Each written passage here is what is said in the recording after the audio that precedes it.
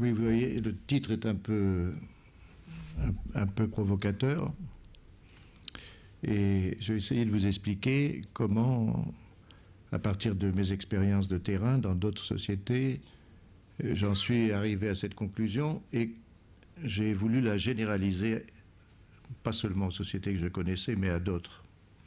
Et l'enjeu de cette affaire, que vous regardez là sur l'écran, c'est quand même de comprendre un point essentiel des sciences sociales, et peut-être aussi de notre expérience, c'est la naissance de sociétés extrêmement hiérarchisées, en caste par exemple, sociétés à caste comme en Inde, ou à classe sociale différenciée. Et donc ce problème, toujours discuté, de la naissance des classes, de la naissance des castes, on ne peut pas avancer sans réfléchir sur les fonctions du politique et du religieux et des transformations qui sont faites dans quelques lignes d'évolution. Je dis lignes d'évolution parce que toutes les sociétés ne connaissaient pas de l'État. Au moment de la colonisation de l'Afrique, une grande partie de l'Afrique, il n'y avait pas d'État, il y avait d'autres formes de gouvernement. Une grande partie de la colonisation des sociétés colonisées en Amérique précolombienne, certaines connaissaient l'État, d'autres pas. En Asie, c'était pareil. Donc, la question aussi de la société de classe, de caste et d'État, ce n'est pas une question qui est complètement résolue. Alors, voilà pourquoi je me suis engagé dans cette réflexion. J'ai travaillé en Nouvelle-Guinée pendant des années dans une société, ce qu'on appelle les Barouillas, qui m'ont expliqué, c'était 7 ans après l'arrivée des premiers Blancs. Donc, vous voyez, ma situation était une situation un peu exceptionnelle, d'anthropologues qui se trouvent là pratiquement lorsque les Européens colonisent. Bien. Imaginez le XVIe siècle ou le XVe siècle, fin du XVe siècle, l'arrivée de Cortés dans d'autres populations. Donc une situation un peu exceptionnelle, et donc au bout d'un certain nombre de mois, quand j'ai commencé à comprendre et la langue et aussi l'organisation sociale des gens, ils m'ont expliqué que leur société n'existait pas, et j'ai calculé, parce qu'ils n'ont pas de calendrier, disons 2 siècles avant, 2 siècles, 3 siècles. Donc qu'est-ce que c'était comme société? C'est une société tribale qui était divisée en 15 clans. C'était patrilinéaire, c'est-à-dire godelier, godelier, godelier, par les hommes, tout genre. Donc société patrilinéaire et non pas matrilinéaire. Société patrilinéaire, 15 clans, et pas d'État, bien entendu, sauf l'État colonial qui est arrivé. Donc il m'explique que quelques temps avant, parce que j'ai recomposé le temps, un groupe d'hommes, de femmes, d'enfants, qui étaient partis en forêt, chassés pour des grandes initiations, pour ramasser assez de gibier pour les initier. Quand ils étaient dans la forêt, ils ont appris au bout de 3 semaines, 4 semaines, que tous les gens qui étaient restés dans leur village derrière avaient été massacrés.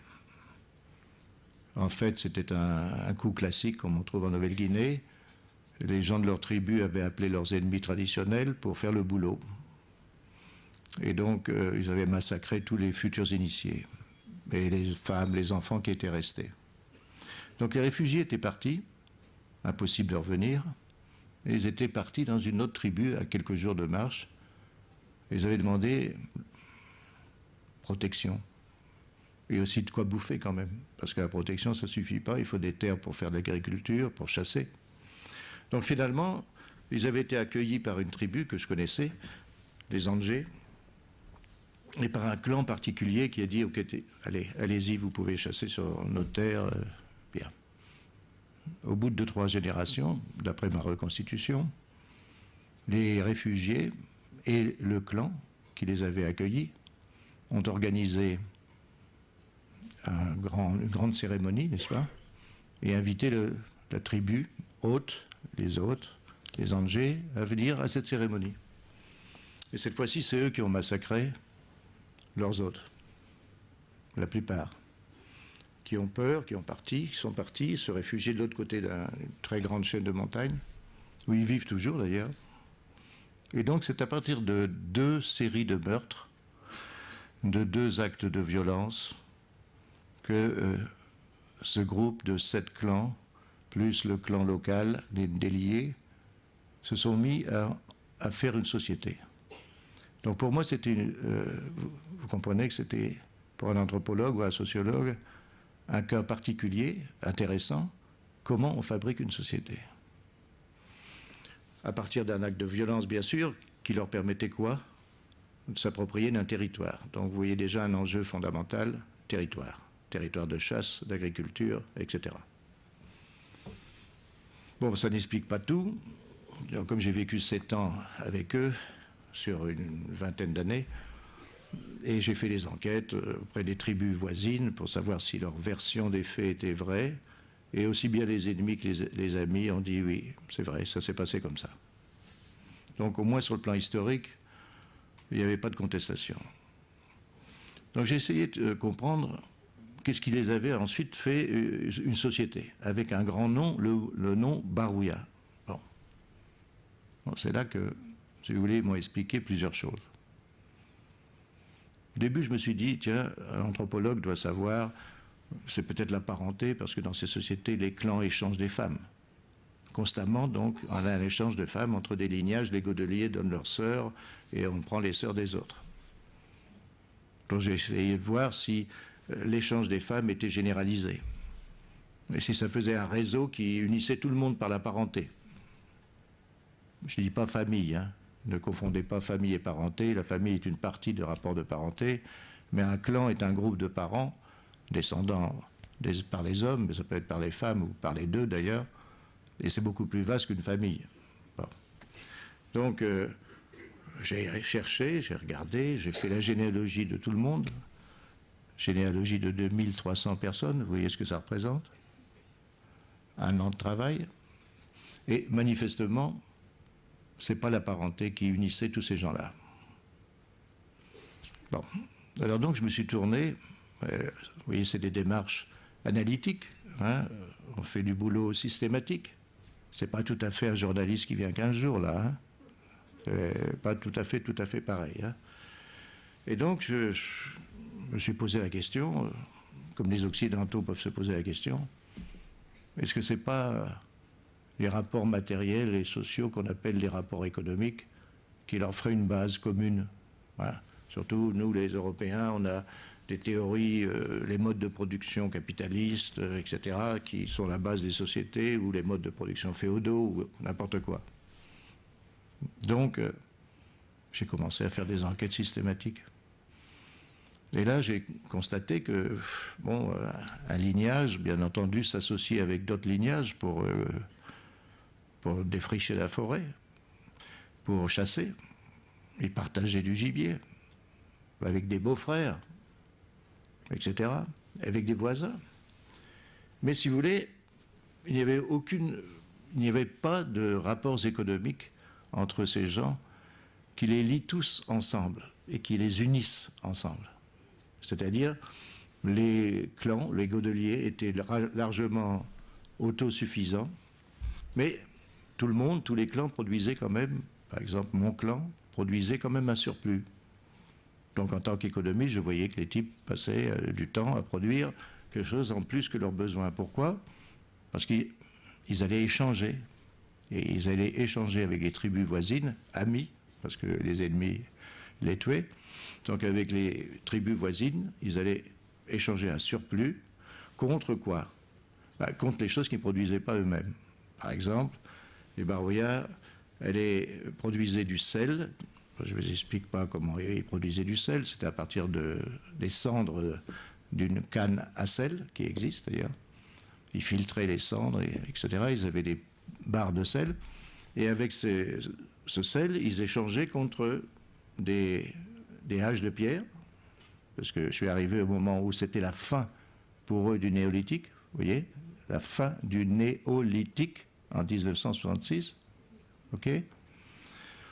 Haches de pierre, donc des moyens de production, direz-nous, contre des arcs, donc des moyens de destruction, contre des plumes d'oiseaux de paradis, donc des moyens de reproduction sociale, car tous les guerriers, tous les gens portent des coiffures, hein, comme des Indiens, etc. Ils se peignent, etc. Donc je suis les gens dans leurs expéditions commerciales, et donc je vois que les gens sont relativement autosuffisants, et quand ils produisent un surplus, c'est parce qu'ils vont échanger contre ce qu'ils ne produisent pas eux-mêmes. Ça ne fait pas un tout, ça.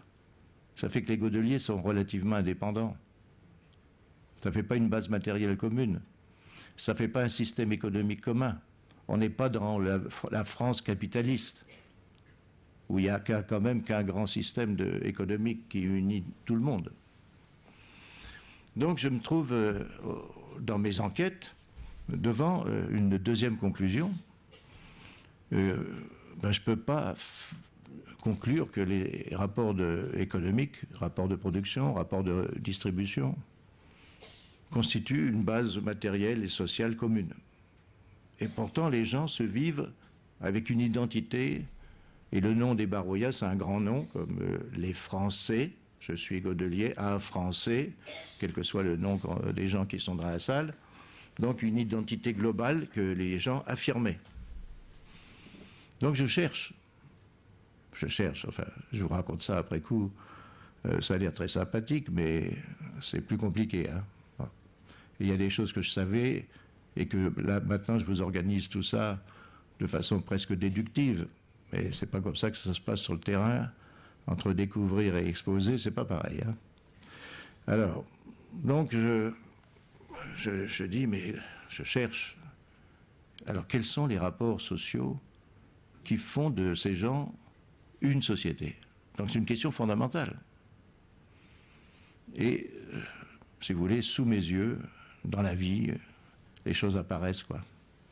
Les gens font une société lorsque ils développent, enfin, ils construisent la grande maison d'initiation, et que pendant des semaines et des semaines, ils initient les garçons pour en faire des guerriers, des chamans et tout ça. Je vais vous raconter, donc. Et aussi, il y a parallèlement, mais c'est plus difficile pour un homme d'observer ça, des grandes initiations féminines. Alors, qu'est-ce que ça veut dire, ça? On n'est pas dans une société, il y a un État, il n'y a pas de gouvernement du peuple, hein. Et on est dans une société où il y a des clans qui peuvent d'ailleurs se battre avec les autres, se tuer entre eux d'ailleurs. Et la seule unité qui était présente, c'était au moment où ils initiaient tous les garçons et toutes les filles, séparément. Hein. Bon. Alors qu'est-ce que ça veut dire initier? On sépare violemment, il faut le dire, et par des pratiques symboliques qu'il faudrait décrire. On sépare tous les garçons à l'âge de 9 ans à peu près du monde féminin, des mères, des sœurs. On leur perce le nez, et jusqu'à l'âge de 20 ans, 21 ans, ils vont vivre seulement entre hommes. Et ils vont être initiés à 4 stades d'initiation avant d'avoir le droit de quitter la maison des hommes et de retrouver des femmes, de se marier. Bon. Voilà, j'ai assisté à toutes ces initiations. Moi-même, j'ai été initié jusqu'à un certain stade. On ne m'a pas percé le nez. Donc, ils ont d'ailleurs très bien expliqué, Maurice, que tu vas rentrer chez toi un jour, ça ne serait pas intéressant, les Blancs ne comprennent pas. Alors, on ne te perce pas le nez. Bon, je dis merci, je préfère. Voilà. Alors donc, rentrons un petit peu dans ces rapports-là. Qu'est-ce que c'est que initier? Et c'est là que je vois une unité se construire. Alors, je vous la décris. Pour initier, il faut d'abord construire une très grande maison qu'on appelle Chimia. C'est énorme. C'est énorme. C'est fait sans clous, hein, pour mettre 300 personnes dedans. Hein. Bon. Des arbres, etc.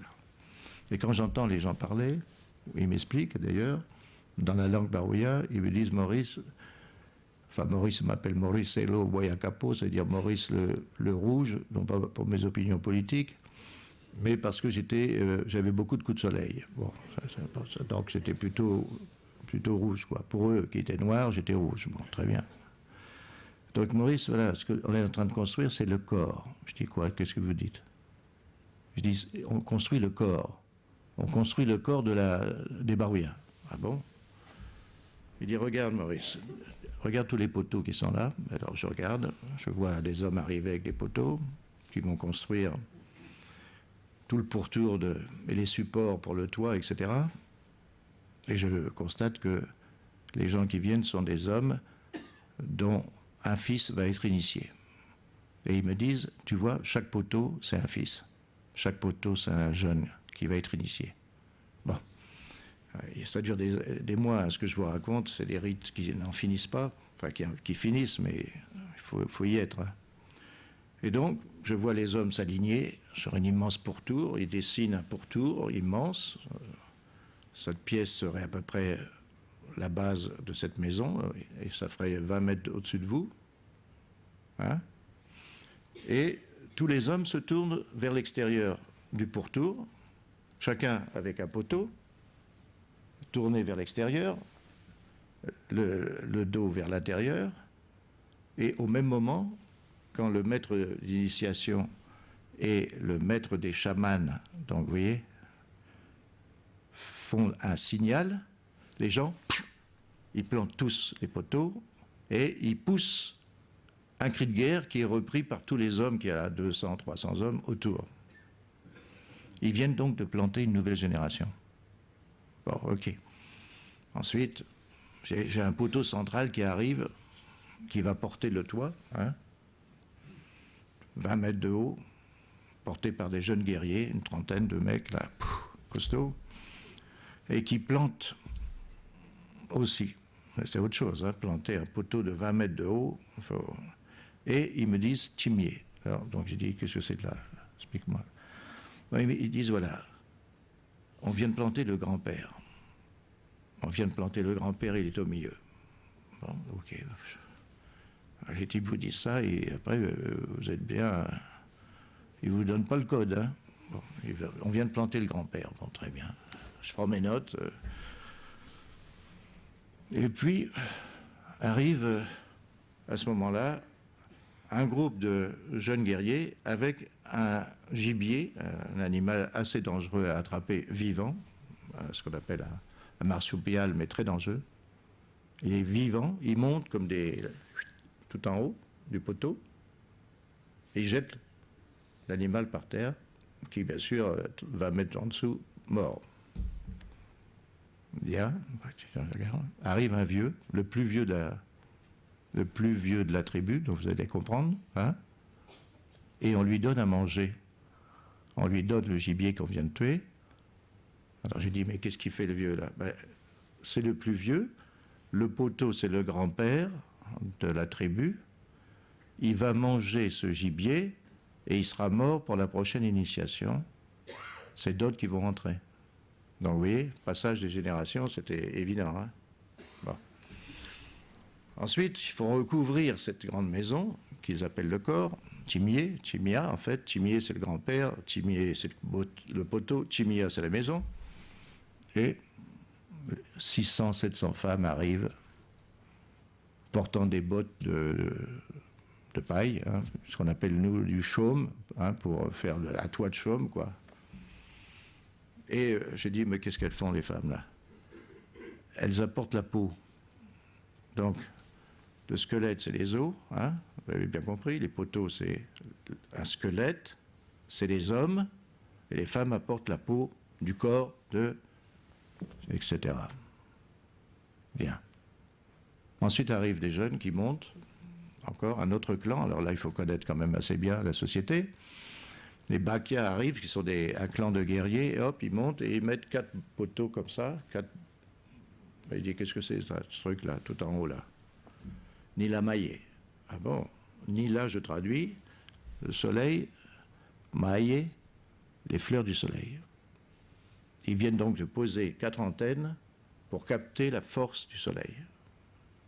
Et quand vous discutez avec les Barouillas, ils disent, nous sommes les fils du soleil. Ok? Bon. Donc vous voyez ce que nous on appelle religion et politique, là c'est fusionné. Pourquoi? Parce que quels sont les enjeux des initiations? Le gouvernement des hommes sur les femmes. Ok? Domination masculine, il n'y a pas de problème là. Hein? Deuxièmement, alors là, il faut aller plus loin. Là, c'est là qu'il faut quand même... Je vous dis, les 15 jours de libération, ça ne suffit pas. Hein. Parce que vous découvrez quand vous, les enjeux politiques qu'il y a là. Bon, moi, je voyais bien qu'il y avait... Je savais qu'il y avait 7 clans qui étaient venus, qui avaient pris le pouvoir, si on peut dire, par trahison, quoi. Mais quand je vois ensuite arriver tous les rites, je vois arriver les maîtres d'initiation qui portent des Kwaimatnier. Kwaimatnier, ça veut dire Kuala Nimatnier. Kuala Nimatnier. Kuala, des hommes, Nimatnier, les faire grandir. Faire grandir des hommes. Bien. Je vois arriver les maîtres d'initiation avec l'objet sacré. Je pourrais vous dire ce qu'il y a dans un objet sacré, parce que j'ai demandé qu'on m'en fasse voir, mais au bout de 2 ans et demi, on a réussi, quelqu'un est venu m'en faire voir, un. Donc je peux vous dire ce qui n'est pas évident. Hein. Et donc les gens, les maîtres d'initiation, devant tous ces petits gamins là qui ont le nez percé, puis ensuite ceux qui sont du 2e stade, ceux du 1er passent au 2e, 2e au 3e, 3e au 4e, et 4e vont partir dans quelque temps se marier. Ok ? Donc vous voyez que c'est un gros truc qui bouge là, hein. Ça bouge, toutes les générations bougent. C'est une promotion générale, quoi. Je vois donc arriver les maîtres d'initiation que je connais, clan par clan, et je dis, tiens, il n'y a que 8 clans qui ont des objets sacrés. Et les autres, alors? Donc je discute avec les maîtres d'initiation qui me disent, ben, les autres, c'est de la merde. Les autres, les types là, c'est de la merde. Ah ben, je dis, quoi, ils sont membres de la tribu, là? Non, non, c'est de la merde. Ils sont venus vivre avec nous. On leur avait donné des femmes, on a combattu contre eux, ils ont choisi de vivre avec nous, sinon on les aurait tués. Ok, je dis, bon, soyez cool, c'est comme ça. Bon. Et après, donc je m'aperçois que dans les initiations, c'est pas seulement la promotion des hommes comme gouvernement des hommes, ça c'est vrai. Tous les hommes sont, paraît-il, supérieurs aux femmes. Bien. Mais c'était aussi la reproduction de la prise du pouvoir par les 7 clans de réfugiés qui avaient tué leurs hôtes avec la complicité du 8e, du clan local qui les avait laissés vivre. Donc derrière cette opération de formation de la jeunesse, si vous voulez, et d'éducation des guerriers, il y avait aussi la reproduction de la prise du pouvoir du territoire. Donc vous voyez les enjeux qui étaient derrière, politiques, culturels bien entendu, parce que vous avez bien compris que toutes ces représentations culturelles, toutes ces pratiques symboliques, c'est la fusion du politique et du religieux. Chez nous, les Européens, en tout cas les Français, ça fait un certain temps que se sont séparés ces domaines, mais pas dans ces sociétés-là, et pas dans beaucoup de sociétés d'ailleurs, n'est-ce pas, vous le savez, où le religieux est le fondement du politique, où le politique est fusionné avec le... Je vais vous donner des exemples après. Et donc, quand je regarde ensuite, et vous allez comprendre maintenant pourquoi ça transcende la parenté, pourquoi la parenté ne pouvait pas m'expliquer les choses, alors qu'un anthropologue, c'est un spécialiste de parenté. J'ai fait un bouquin de 700 pages là-dessus. Donc je suis plutôt habitué quand même. Et quand j'ai vu les pères s'aligner, l'un à côté de l'autre, au lieu d'être alignés par clan, les godeliers, les machins, etc., les trucs, ils étaient alignés par village. C'est-à-dire là où ils coexistaient avec d'autres clans. C'est-à-dire un rapport qui n'est pas un rapport de parenté. Donc, même quand vous observez les gens, quand ils s'alignent, ça a un sens. Et ce sens, c'était pas des rapports de parenté, c'était pas tous les godeliers l'un à côté de l'autre, c'était tous ceux qui vivent avec d'autres dans le même village. Et chaque village a une maison des hommes, chaque village est fortifié contre les ennemis. Bon. Qu'est-ce qu'on fabrique dans les initiations, donc j'ai fait tous les rituels avec les gens. On sélectionne les futurs guerriers. Donc un petit gamin qui a montré dans la cour de récréation, évidemment il n'y a pas de cour de récréation, hein, qui a montré qu'il était fort, agressif et tout, figurez-vous que la nuit, eh ben, par hasard, les esprits le visitent. Et le matin, on va, nous, les initiés, les grands avec les maîtres d'initiation, on va regarder les petits qui sont en train de coucher, qui font semblant de dormir, je pense, hein, recouverts d'une cape d'écorce neuve, et on inspecte. Et qu'est-ce qu'on trouve? Un petit morceau de flèche, laissé bien entendu par les esprits, et qui indique que le gamin va devenir un grand guerrier. On passe, il y en a un qui n'a rien du tout. Bon, ça sera un rien du tout, quoi. Bon, on va un peu plus loin. Ah, ce gamin-là, on trouve un morceau de plume d'aigle gris. Il sera un chaman. Donc, ils sont en train de repérer, avec l'aide des esprits. Alors, vous n'y croyez pas, vous, moi non plus, mais eux, ils y croient. Hein. Bon. Et puis, je vous donne tout de suite une formule que vous devez comprendre. Il n'y a pas de foi sans mauvaise foi. Hein. Bon. Donc, réfléchissez à la formule, vous allez voir. Donc, hop.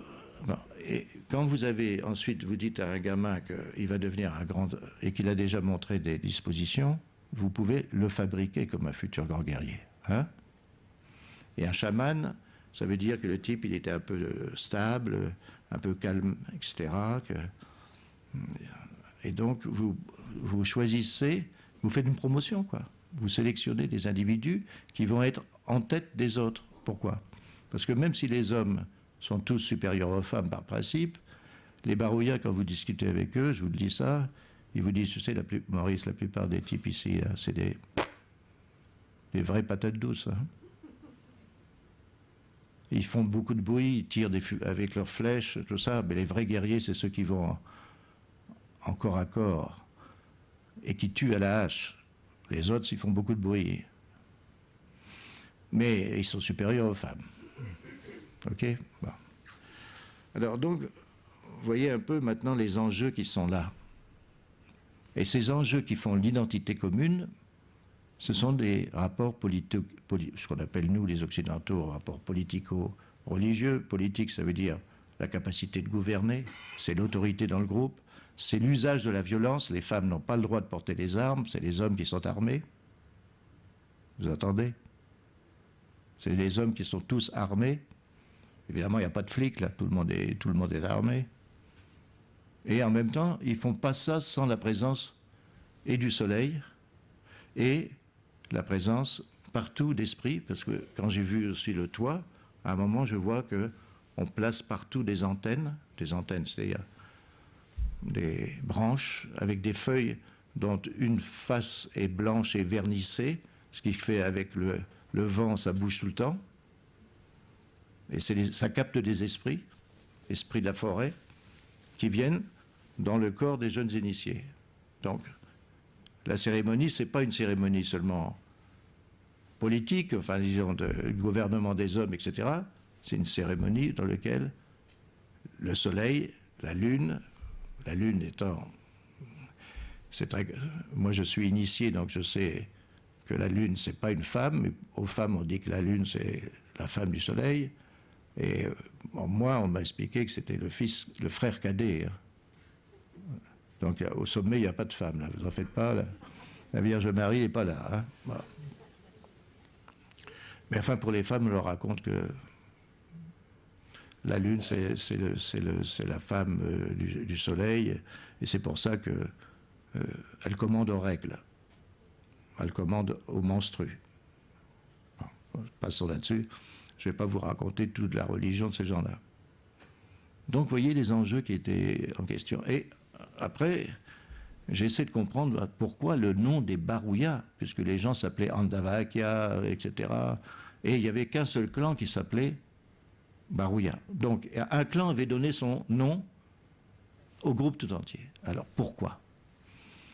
Alors, j'ai mis 4-5 ans, hein, il faut bien vous dire. Alors, j'ai mis 4-5 ans avant que le maître des initiations Barouilla, du clan des Barouillas, m'explique. Ah, ça a été toute une histoire. Hein. Il a foutu des guerriers partout, tout autour de la maison, là. silence total. Et ça n'a pas duré plus de 20 minutes pour m'expliquer le fond des choses. Parce que la religion vous explique toujours le fond des choses, bien entendu. Bon. Donc, voilà, il me dit, Maurice, maintenant je vais t'expliquer pourquoi les Barouillas et pourquoi moi, responsable des Barouillas. Bon, alors j'ai dit, vas-y, j'ouvre mon tape recorder, n'est-ce pas? J'avais bien sûr l'autorisation, ils me connaissaient trop. S'ils me disent qu'ils vont me dire quelque chose, ils avaient pris leur décision. Moi, j'ai dit, bon, je vais t'enregistrer parce qu'après, il faut que je traduise tout ça. Bon, ok, vas-y, Maurice. Ok. Il dit, voilà, tu vois, autrefois, tu sais bien qu'on ne vivait pas là. Je dis, oui, vous vivez autrefois à Bravé Garbaramandek. Ok, il dit, tu sais, mais avant, on ne vivait pas là non plus. Ah bon? Je dis, où vous viviez avant? On vivait près d'une grande eau. Une grande eau, c'est-à-dire la mer.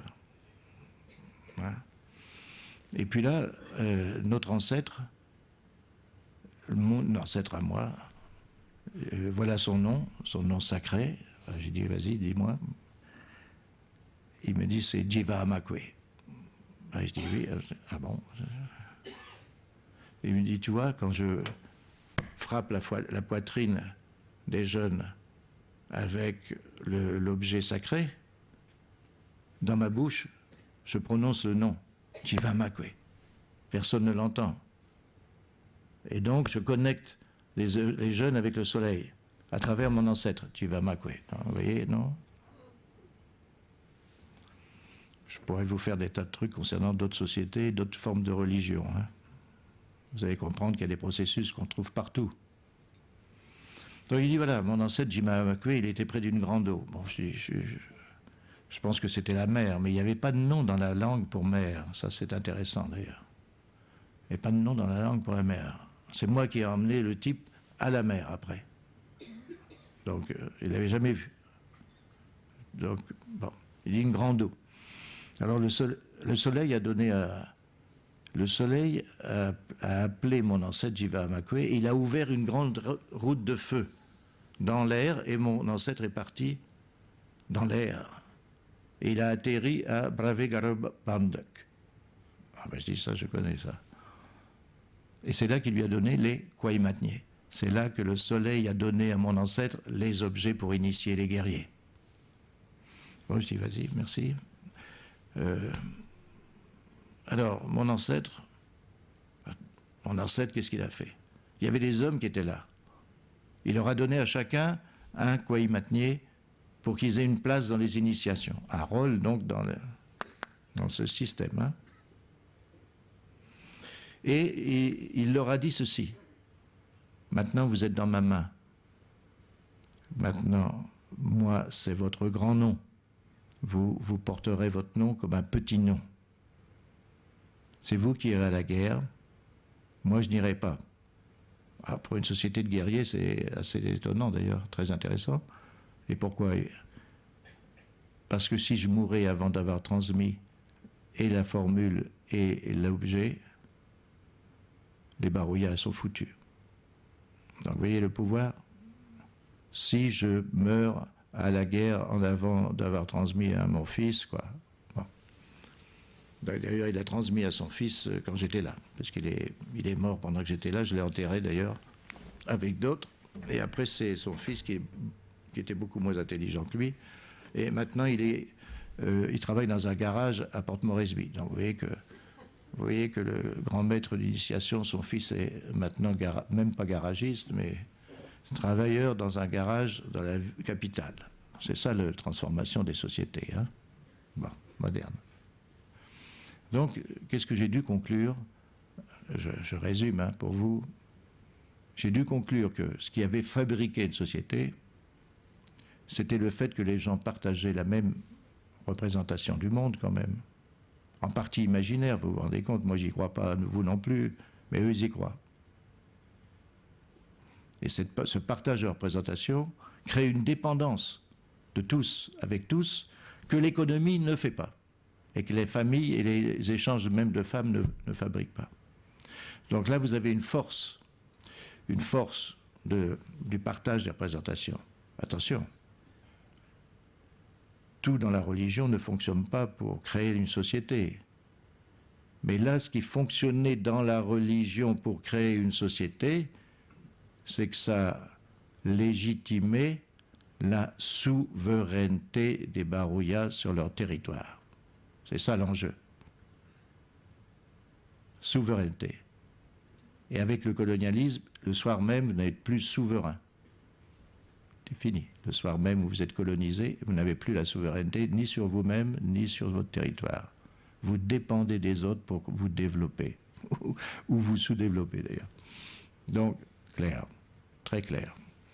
Donc je me trouve devant... Alors, si vous vous placez dans le débat, disons, occidental, des causes qui font une société, vous avez le marxisme, le mode de production, les rapports économiques. Bon. Là, j'ai pas pu vérifier que c'était vrai, ça. Ou bien vous avez la rengaine, c'est la famille qui fait la société. Si la famille fout le camp, tout fout le camp. Alors, dans une société où il y avait des clans, ce qui est encore plus que des familles, c'est pas la parenté qui était le fondement de la société. Alors, les anthropologues vous vendent la marchandise très bien. Ils disent, dans les sociétés de classe, en France, non, la famille, non, ok, c'est autre chose. Il y a l'État et tout. Mais chez les primitifs, c'est la parenté. C'est faux. Donc, quand j'étais jeune, et j'étais l'assistant de Lévi-Strauss quand même, hein, et j'ai écrit 700 pages sur la parenté. Quand j'étais jeune anthropologue ou philosophe, je portais cette idée que chez les primitifs, comme il n'y a pas d'État et de classe, c'est la parenté qui est le fondement de la société. Puis, si j'ai écouté la radio française, certains philosophes ou certains religieux, si la famille fout le camp, tout fout le camp. C'est la parenté le fondement. En plus, ma femme est grecque, alors vous vous rendez compte, chez les Grecs, la famille, c'est tout, paraît-il. Bon, c'est pas les seuls à dire ça. Mais je peux vous dire que c'est pas tout non plus. Bon. Donc, dans ma propre expérience de 7 ans de terrain, dans une société qui aurait dû me montrer la prévalence de la parenté, j'ai pas pu comprendre. Alors, j'ai quand même un peu plus d'expérience que ça. Si vous allez en Polynésie, on n'est pas en Mélanésie. Moi, je vous parle de la Nouvelle-Guinée, j'étais en plein cœur de la Mélanésie, à 2500 mètres d'altitude, 7 ans après l'arrivée des premiers Blancs. Mais si vous allez en Polynésie, ça fait le XVIe siècle que les gens sont colonisés, hein, et indépendants maintenant. Enfin, qu'est-ce que ça veut dire l'indépendance, hein? Bon, passons là-dessus. Ce n'est pas le problème. Alors là, il y a eu plusieurs anthropologues qui sont arrivés pratiquement les premiers avec des officiers. Vous savez toujours que qu'est-ce qui arrive dans ces pays-là? Ben, ça dépend des premiers qui arrivent. Soit c'est des militaires, soit c'est des missionnaires. Alors militaires, missionnaires, ensuite fonctionnaires, ensuite universitaires. Vous voyez? Bon. Moi, je suis arrivé le dernier dans la série, là. Premier, c'était vraiment les militaires, ensuite des missionnaires allemands, ensuite un universitaire. Bon. Alors donc, en Polynésie, malgré que la colonisation avait commencé bien avant, par rapport à la Mélanésie, un anthropologue très célèbre qui vient de mourir, qui s'appelle Raymond Firth, était arrivé en 1928, et c'était en 1926 que le premier blanc est arrivé. Donc vous voyez, et il a travaillé 40 ans. 40 ans. Donc pour lui, il parle la langue, il vient de mourir l'année dernière. Et il avait 101 ans, vous vous rendez compte? Un anthropologue de 101 ans, c'est pas mal. Voilà. Il a eu le temps de travailler 40 ans chez les mêmes gens et de voir toutes les transformations. Donc quand il arrive, alors j'ai repris tous ses bouquins, en plus j'ai fait son hommage quand il est mort, ça m'a donné l'occasion de relire. C'est une petite île qui s'appelle Tikopia, qui est très célèbre parmi nous anthropologues, à cause des travaux de ce type qui s'appelle Firth. Alors je relis ça il y a quelque temps et je dis tiens, mais ça, il y a quelque chose à voir avec le même problème, qu'est-ce qui fait une société? Pourquoi? Alors je découvre dans ces notes que cette société de Tikopia, c'est une île de Polynésie habitée, divisée en 4 clans, mais que les gens lui racontent que, tu sais, autrefois on n'existait pas. Tiens, deuxième histoire là. Il y a quelques temps, ils ne savent pas, on n'existait pas. L'île, il y a plusieurs groupes qui sont venus de différents points, autant de Java, Rotuma, etc. Puis ils sont venus avec des pirogues, et pendant un certain temps, ils se sont combattus. Ils se battaient tout le temps, ils se tuaient tout le temps. Alors, c'est là que, écoutez bien l'histoire maintenant, vous allez voir le même processus réapparaître.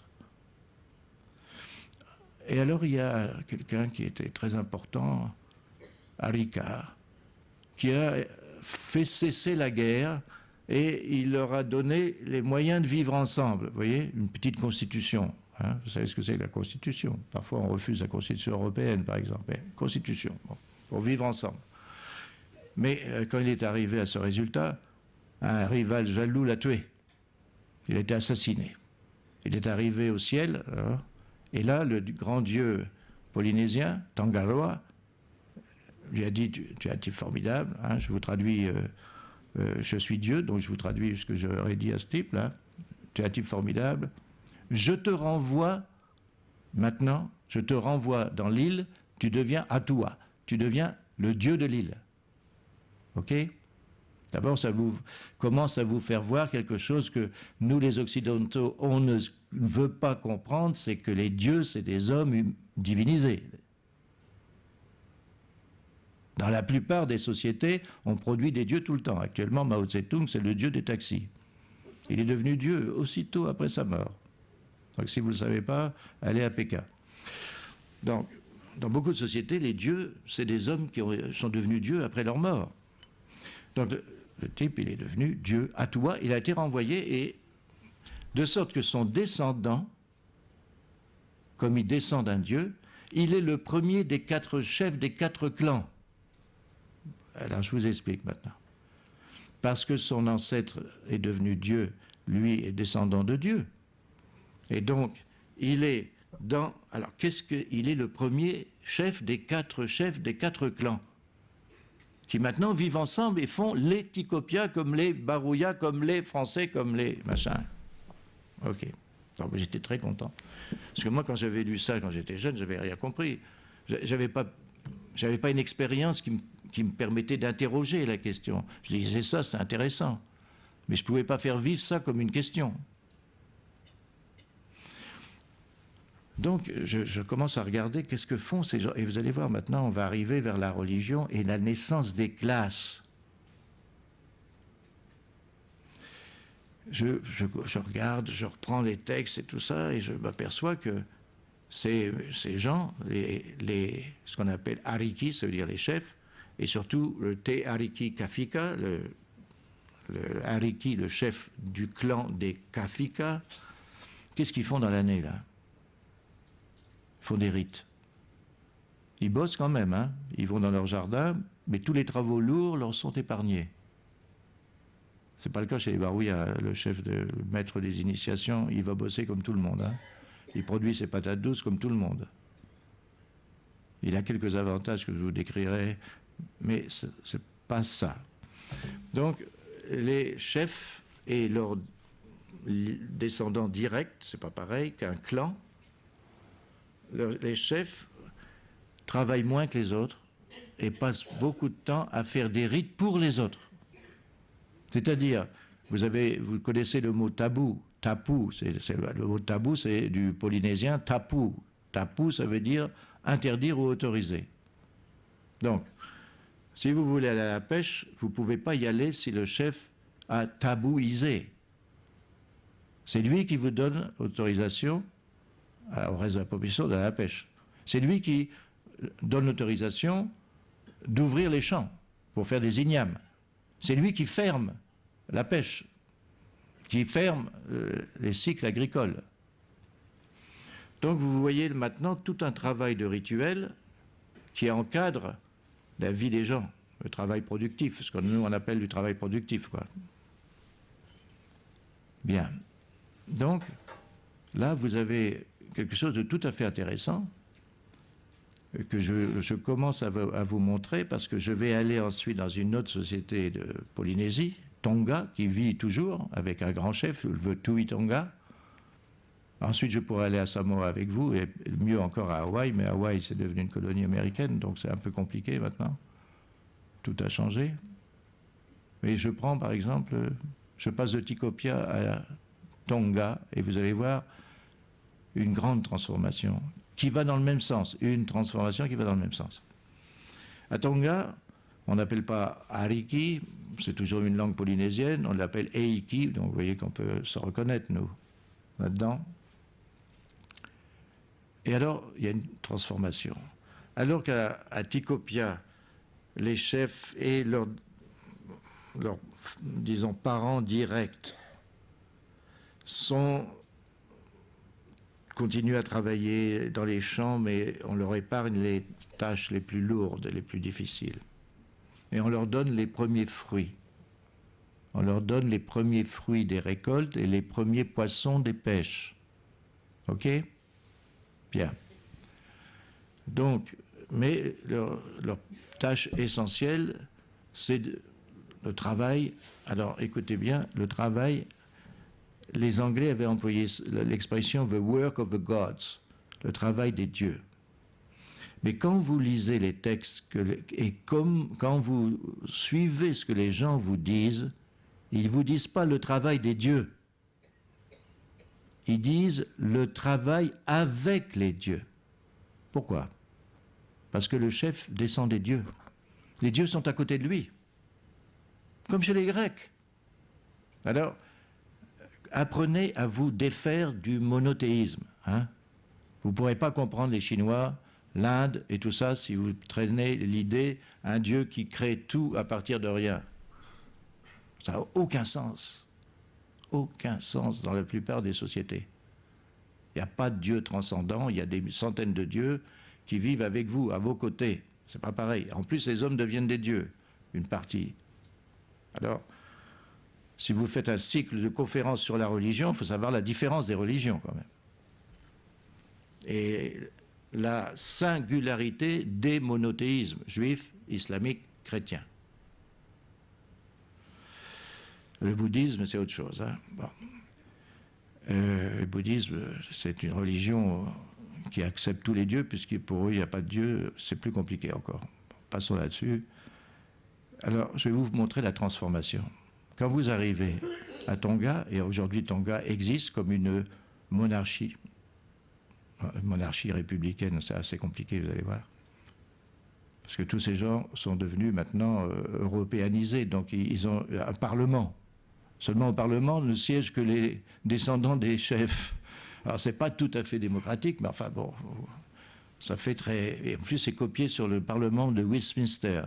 Donc vous voyez un peu le mixte, quoi. Bon. Alors là, on a les Eiki. Qu'est-ce que font les Eiki ? Ils ne travaillent pas, ils ne pêchent pas, ils font trois choses d'ailleurs. Ils font des rites, ils font la guerre, et ils font rien. Ce qui est pas mal non plus, parce que c'est des loisirs, des fêtes, quand on ne fait pas la guerre et des rites, on ne fout rien, on consomme beaucoup, et on porte des vêtements somptueux de plumes qui sont dans les musées. Il faut peut-être 1000 à 2000 oiseaux pour faire un manteau de plumes. Chasse, art, etc. Donc vous avez quelque chose d'une transformation fondamentale qui accompagne le fait que tous les nobles sont là véritablement descendants des chefs, des dieux, et le Tui Tonga, le grand chef, les Américains, les Anglais appellent ça Paramount Chief. Alors lui descend directement de Tongaloa. C'est pas qu'il a été fait Dieu par Tongaloa, il descend. Alors là encore, l'anthropologue arrive, bonjour monsieur, vous êtes roi, merci. Enfin, vous voyez, ça se passe pas tout à fait comme ça. Hein. Avant que les gens vous racontent tout ça, il faut un peu de temps quand même. Hein. Sauf que ce que je vais vous raconter, ils sont très contents de le dire, tout de suite là même. Alors voilà l'histoire de Tui Tonga. Il descend carrément du grand Dieu. Tongaloa. Tongaloa donc était descendu sur la terre et il avait vu une femme superbe, hein, qui était bien sûr noble, enfin noble dans les termes de la société. Ils avaient fait l'amour et elle avait accouché d'un gamin, quoi. Et le Dieu était remonté au ciel, lui, pour faire ses affaires. Et l'enfant grandissait, il était merveilleux, très beau, tout ça, mais il pleurait tout le temps. Où est mon père? Où est mon père? Oui. Alors à la fin, la mère lui a dit, ton père, il est au ciel, et elle lui a désigné un grand arbre de fer, un grand arbre de 50 mètres de haut, c'est idéalisé tout ça. Et le jeune homme est monté au ciel. Alors, il est monté au ciel, en arrivant, les fils de Dieu, jaloux de sa beauté, le tuent immédiatement et le mangent, sauf la tête. Boum, terminé. Bon, le père arrive, Tongaloa, pas du tout content qu'on ait bouffé son fils, hein, et donc il force ses enfants à vomir dans un plat à kava. Le kava, c'est la nourriture, c'est la boisson de toute la Polynésie. Aujourd'hui, il y a même un kava-cola, comme il y a un Coca-Cola. Donc vous voyez comment on peut inventer du neuf avec du vieux, non? En plus, c'est commercialisé en bouteille. Bon, alors là, il force ses enfants à vomir son fils, il reprend la tête et il refait son fils. Et il dit à ses enfants Dieu, alors comprenez bien que qu'est-ce que je viens de vous décrire, c'est la fabrication d'un homme-dieu. D'un homme-dieu. C'est-à-dire, il est homme par sa mère, il a été bouffé par ses frères, ingéré, il est devenu divin dans leur corps.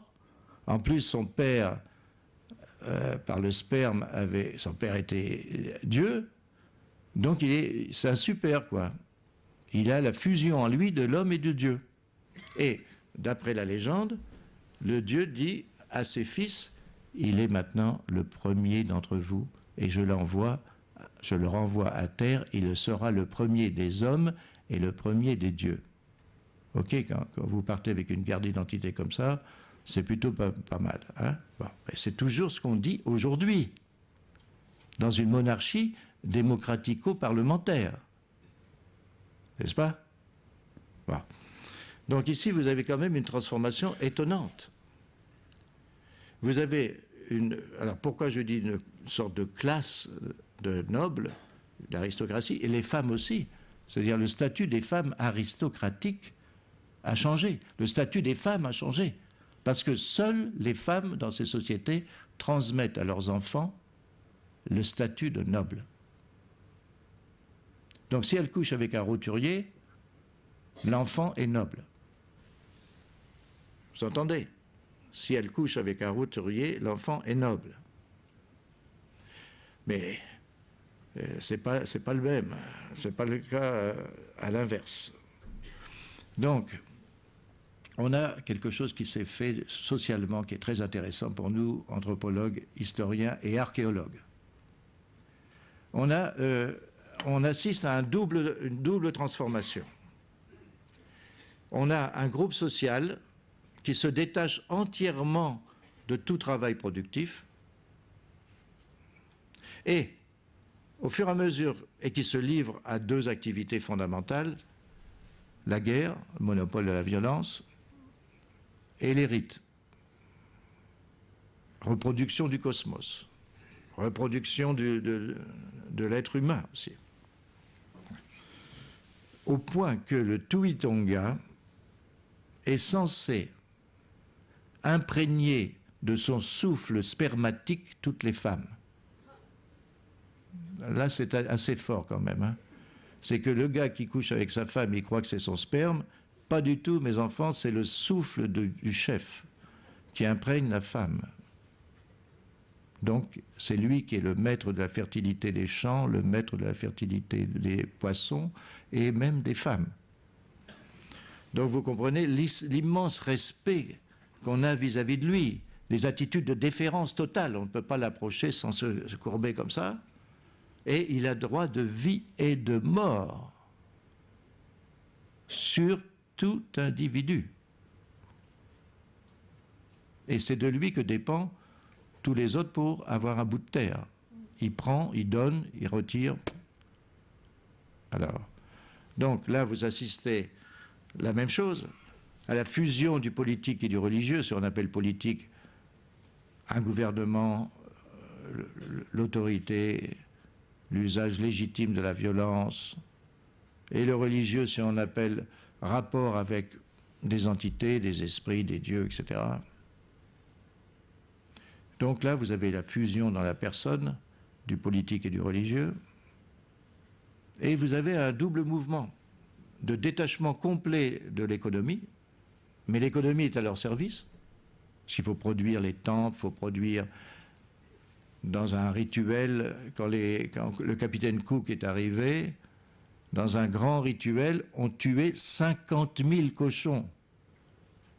Ben, même un paysan du nord de la France, il ne va pas tuer 50 000 cochons pour aller à la messe. Hein? Bon. Donc c'était incroyable, les accumulations de choses et les distributions. Redistribution, et c'est pas le Tuitonga qui bouffe 50 000... Hein, redistribution. Des coquillages qui coûtent, on dit ça en français, qui coûtent énormément de choses, de temps de travail, mais aussi d'échanges, etc. Donc, vous avez un groupe social qui se détache totalement de l'économie, mais qui contrôle l'économie. Et pourquoi? Parce qu'au fur et à mesure qu'il se détache de tout travail productif, la terre s'attache à eux et le droit d'accéder à la terre s'attache à eux. À la terre s'attache à eux. Au fur et à mesure qu'ils se détachent, tout est attaché. Et la vie des autres dépend d'eux. Les enjeux de la religion, souvent, c'est ça. Je ne dis pas que la religion ne soit que ça. Mais quand vous regardez fonctionner réellement les choses, c'est comme ça que ça marche. Bon, Louis XIV était monarque de droit divin. Hein. Bon, soyons français, on ne sait pas si loin. C'est pas si loin qu'il y avait une unité organique du religieux et du politique quand même. Ça va de soi. C'est pas une nouveauté. Hein. Donc voilà une grande transformation. Très grande transformation dans des sociétés de ce type. Mais alors maintenant, tournons-nous vers l'histoire maintenant. L'histoire enregistrée par des documents, par des archéologies, par tout ça. Et alors quels sont les trois grands espaces humains où il y a la capacité de faire de l'histoire? Ben, c'est ça, la Chine. On a des documents écrits depuis 1000 ans avant Jésus-Christ, au moins. L'Inde, documents écrits depuis le temps des Védas. Et l'Europe. Maintenant, si vous allez en Amérique précolombienne, il n'y avait pas d'écriture, sauf les quipus, chez les Incas et avant. Alors, vous ne pouvez pas inventer l'histoire quand vous n'avez pas, de documents suffisants, quand même. Faire parler les pierres, c'est dur, hein, mais on y arrive. Alors, qu'est-ce que vous voyez, alors justement, qu'est-ce que vous voyez quand vous allez en Chine antique? Qu'est-ce que vous allez... En Chine antique, les documents sont là et ils vous expliquent que l'empereur, le Wang, alors comment vous écrivez Wang en chinois? Regardez bien. Un trait ici, un trait là, un trait perpendiculaire et un trait au milieu, petit. Et qu'est-ce que ça veut dire? C'est l'homme unique qui unit le ciel et la terre. Donc les premiers rois sont des maîtres des rituels. Ils sont, comme vous le savez, vous avez été à l'école, donc vous savez que quand même l'empereur de Chine, il est fils du ciel. Et qu'il a reçu du ciel le mandat du ciel. Et la place de Tiananmen, etc., à Pékin. Donc c'est quand même la seule société, la Chine, qui depuis 221 avant Jésus-Christ jusqu'à 1905 a connu un régime impérial. Ils n'ont pas passé par des démocraties, etc. Puis après, ils sont passés au maoïsme, c'est pas mal non plus. Hein. Comme façon étatique de gouverner, c'est bien. Enfin, vous voyez ce que je veux dire. Qu'est-ce qu'on voit donc à l'origine de la formation d'une noblesse chinoise et d'un mini-État chinois, après il y a eu les royaumes combattants, et après c'est seulement en 221 avant Jésus-Christ qu'un des chefs de royaumes combattants unit tout le monde sous la forme de l'Empire, et ça dure après, jusqu'à maintenant, jusqu'à 1905-11. Monopole des rites, monopole de la violence armée. Si vous allez au musée, il y a eu une très grande exposition à l'année de la Chine, il y a 2 ans, 3 ans à Paris, et à la mairie de Paris, il y avait une exposition faite par les Chinois, exceptionnelle, qui nous présentait des vaisselles, enfin ce qu'on appelle des vaisselles rituelles, qui étaient en bronze, l'âge de bronze, parce qu'on remonte là à l'âge de bronze. Vaisselles rituelles, armes de bronze. Et c'était ceux qui contrôlaient et les vaisselles, c'est-à-dire les plats carrés pour les viandes et les plats ronds pour les liquides, à offrir au ciel, et ceux qui avaient les chars et les armes de bronze qui contrôlaient la société. Donc, le Wang n'est pas un dieu lui-même. Il est l'homme unique qui a le monopole de parler aux dieux et à ses ancêtres à lui. Seulement, chez les Chinois, c'est souple. Parce qu'il arrive que le ciel retire son mandat, hop, et la dynastie tombe égorgée. Bon, c'est passé, parce que le gars, ils n'ont pas bien travaillé, le ciel a retiré son mandat. D'ailleurs, actuellement, je pense que les Chinois, ils ont récupéré le mandat. Je suis persuadé que beaucoup de Chinois pensent qu'avec le dynamisme à 10,2% de croissance par mois, par an, etc., ça y est, c'est reparti, mes enfants, le ciel nous a redonné le mandat. À qui, d'ailleurs À qui Non plus à un Wang, mais à ce qui s'appelle la partie communiste, qui a reçu le mandat du ciel pour le futur, là, maintenant. Alors donc, prenez ça. Alors, changez maintenant. Passez vers l'Inde. Alors l'Inde, je ne sais pas si on va vous en parler dans le cycle, mais enfin, qu'est-ce que c'est que la structure de l'Inde? Toute l'Inde est divisée, vous savez, en 4, je ne dis pas castes, hein, ne confondez pas les Varnas avec les Jati. 4 catégories d'êtres. Les Brahmanes, au sommet de la société, c'est le prêtre. La deuxième, les Kshatriyas, c'est les guerriers. Alors tout ce que je vous ai dit, c'est encore mieux. Vous voyez là, c'est plus simple. Quel est celui qui unit les prêtres et les guerriers? Le Raja. Raja, le Rex. Rex, le roi. Celui qui peut être avec les brahmanes dans les sacrifices et qui, avec l'armée, coupe un peu les têtes. Il fait pas seulement le sacrifice des animaux rituels, mais le sacrifice des humains. Ensuite, les paysans qui bossent pour tout le monde.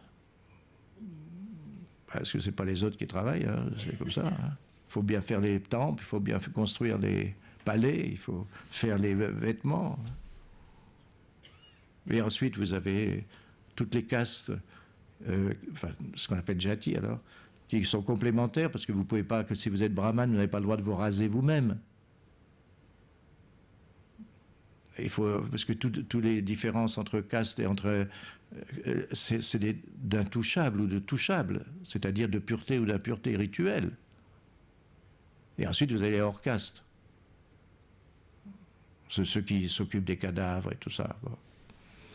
Cette structure continue à exister aujourd'hui, hein, avec la plus grande démocratie du monde. Mais la plus grande démocratie du monde, c'est pour faire les élections. Mais dans les campagnes, c'est toujours comme avant, en partie. Plus les luttes électorales pour les partis, bien sûr. C'est un peu plus compliqué, quoi. Et donc, vous retrouvez dans la même structure, c'est-à-dire, soit c'est ce que nous, les Occidentaux, on appelle le politique qui l'emporte sur le religieux, soit c'est le religieux qui est au sommet, au moins du point de vue idéal, parce qu'ils sont plus près des dieux, ils font les sacrifices. Donc, comment vous allez comprendre que ça se détache et ça s'attache. Comment vous allez comprendre que à des groupes d'hommes et de femmes, en général les femmes, ça ne fait pas beaucoup de boulot dans les rituels, mais ça existe dans les sociétés où les femmes interviennent dans les rituels, hein, il ne faut pas généraliser. Hein. Eh bien, parce que, à la différence du travail d'un pêcheur, d'un agriculteur, on voit les résultats, c'est une bonne récolte, une mauvaise pêche, et c'est même pas d'ailleurs forcément à cause de lui que c'est une bonne récolte. Ceux qui font les rituels assurent et la reproduction du cosmos et la reproduction de la société. Donc, si vous traduisez en termes occidentaux, modernes, tout ça, leur boulot, c'est plus important que de les faire de couper des arbres, parce qu'ils travaillent pour tous. Sinon, il n'y aurait pas de raison de comprendre comment ça peut se détacher de la vie quotidienne de tout le monde et que s'attachent les conditions de la vie quotidienne de tout le monde. On ne pourrait pas comprendre. Sauf à dire que c'est la violence, que les types, ils ont dominé les classes populaires, etc. Ok, donc ça voudrait dire que ce serait seulement la violence qui aurait expliqué les différences sociales. Et pas le partage de ce qu'on appelle en Occident les mêmes représentations. Le partage des mêmes idéologies, comme on disait il y a 20-30 ans. C'est évident. Donc, les enjeux, si vous voulez. Vous avez bien compris qu'au milieu des enjeux de pouvoir, vous avez la question de la souveraineté sur un territoire, ses ressources, ceux qui habitent, c'est des esprits aussi. Hein. On a le pouvoir sur les esprits qui habitent là. Si vous croyez aux esprits, vous avez du pouvoir ou vous n'avez pas sur les esprits qui sont là. Ce n'est pas simplement sur les plantes cultivées, hein, ni sur les chiens. Donc, il faut vous remettre dans la pensée des gens, comment ils pensent. Donc, vous voyez qu'au cœur de ces systèmes sociaux, vous avez des doses d'imaginaire formidables. Imaginaire pour nous, qui ne partageons pas cette croyance, mais pour eux, le christianisme, souvent, c'est une autre croyance. L'idée qu'un Dieu aurait créé tout à partir de rien, le Dieu transcendant, tandis que non, on travaille avec les dieux. C'est pas pareil, travailler avec les dieux, ils sont là. Tandis que demander à Dieu s'il veut bien, c'est autre chose. Hein. Bon. Donc vous voyez la coupure qui s'est passée aussi dans l'histoire des religions. Coupure fondamentale qui est liée au monothéisme. Monothéisme qui est, si vous voulez, le monothéisme, ça existe jusqu'à un certain point, parce que la Sainte Vierge, moi j'en connais 40 de Sainte Vierge. La Vierge de Guadalupe, la Vierge de machin. On a fait du polythéisme avec le monothéisme. Je veux dire, arrêtez, c'est des trucs d'intellectuels, le monothéisme. Mais pour les gens, ils ont leur saint, ils ont leur Sainte Vierge à eux. Et c'est pas des théologiens, quoi. Hein. La religion n'intervient pas à tous les niveaux comme avec un fond théologique. C'est un fond de demande et de soutien, c'est tout. Et donc on a une Sainte Vierge, on en a moins 50 de Sainte Vierge. Bon. C'est pareil dans l'islam. L'islam, il y a des saints. Et les djinns qui sont interdits, mais ils sont partout. Alors il n'y a pas qu'un seul Dieu, là, il y a beaucoup d'esprits en tout cas. Donc vous voyez qu'il faut prendre sur les problèmes de religion, il faut prendre un point de vue anthropologique, c'est-à-dire comment ça fonctionne, comment les gens pensent, etc. Voir aussi la puissance de ces représentations, parce que, regardez bien, l'imaginaire, ça devient du symbolique. Et le symbolique, ça fait exister concrètement des choses imaginaires. Je vous donne un exemple très simple. Lorsque les Barouillas construisent leur grande chimia et qui mettent les 4 Nilamaye, ben pour eux, le soleil va venir avec sa force. Ok. Et à la fin des initiations, le dernier jour, lorsque c'est vraiment fini, tous les hommes et toutes les femmes passent devant les maîtres d'initiation. Moi aussi, j'étais initié, donc j'ai dû y passer. Bon. Et on prend de la boue violette, c'est pas pour ça que je porte du violet, hein. Et on fait une grande marque sur votre ventre, comme ça. On peint votre ventre. Et après, un autre, peint, ok. Pourquoi? On crée un écran pour que le soleil qui était si présent avec vous, à côté de vous, il continue pas, quoi. C'est trop fort, là. Alors, on fait un écran pour se séparer du soleil et de sa puissance, et les maîtres d'initiation le renvoient en disant « Ça va maintenant, tu retournes là-bas, c'est parfait. Hein ». Et quand c'est nécessaire, on fait la prière au soleil. Je peux vous la faire, parce que c'est comme ça, écoutez. Si je veux appeler, et je connais le nom secret du soleil, donc si je voulais jouer maintenant au chaman chez vous, je ferai ça. Et en même temps, comme j'ai prononcé le nom secret du soleil, il va venir. Bon, mais un peu tard pour qu'il vienne, il est 8h10. Bon. Donc, voilà. Alors, c'est là que vous comprenez que l'imaginaire, quand il est mis en scène et en acte, c'est du symbolique. Les gens confondent tout. L'imaginaire et le symbolique, ils confondent. C'est pas la même chose. Et l'un rend concret l'autre. Alors les symboles, ça meurt aussi. Hein. Les symboles, ça peut revivre avec un autre sens aussi.